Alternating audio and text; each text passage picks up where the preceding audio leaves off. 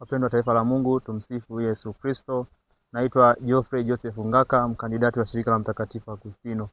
Leo nakukaribisha kwa pamoja tutafakari juu ya maisha na historia ya Mtakatifu Yosefu Mfanyakazi. Mtakatifu Yosefu Mfanyakazi alikuwa ni baba mlisho wa Bwana wetu Yesu Kristo. Yeye alikubali kuihudumia familia takatifu ya Yesu na Maria. Tunasema yeye huyu Yosefu Mfanyakazi amekamilisha familia takatifu hii ya watu watatu. Basi leo tuangalie zaidi juu ya maisha Mtakatifu Yosefu Mfanyakazi. Yeye alikuwa ni seremala. Katika kazi yake ya useremala alisaidia familia yake kuitunza, kuipatia mahitaji ya msingi ya kila siku. Tunamwona hapa Yosefu na mtoto Yesu. Yesu alikuwa anamsaidia katika kazi ya useremala ya baba yake. Na tunaposoma Injili ya Marko sura ya 6 aya ya 3, watu walikuwa wanashangaa jinsi Yesu alivyokuwa anafundisha.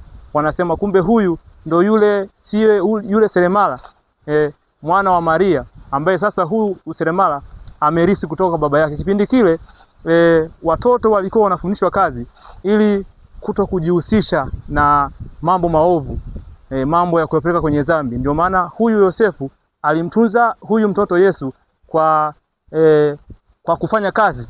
Alimfundisha kufanya kazi ili asijiingize na makundi maovu, manake amfuate Mungu. Ndio maana tunamwona Yesu Kristo hapa anakuja kuwa mkombozi wetu. Mtakatifu Yosefu Mfanyakazi aliwahi kusema kwamba kazi nzuri ni ile inayokuweka karibu na familia yako, hata kama kipato chake ni kiduchu. Hata kama kazi yake ilikuwa ni ya useremala, basi ilimsaidia kupata mahitaji ya msingi ya kuitunza familia yake. Kumbe sisi tunapaswa, sisi kwa pamoja, sisi sote tuiheshimu kazi yetu kama huyu Mtakatifu Yosefu Mfanyakazi alivyoiheshimu hii kazi yake ya useremala. Na katika maisha ya huyu Mtakatifu Yosefu Mfanyakazi tunajifunza baadhi ya vitu. Kwanza kabisa tunajifunza unyenyekevu wa Yosefu huyu mfanyakazi. Pia moyo wa kufanya kazi. Ndio maana tunasoma waraka wa pili wa Mtume Paulo kwa Wathesalonike sura ya 3 aya ya 10, asiyefanya kazi na asile. Kumbe tujifunze moyo wa kufanya kazi kupitia Mtakatifu Yosefu Mfanyakazi.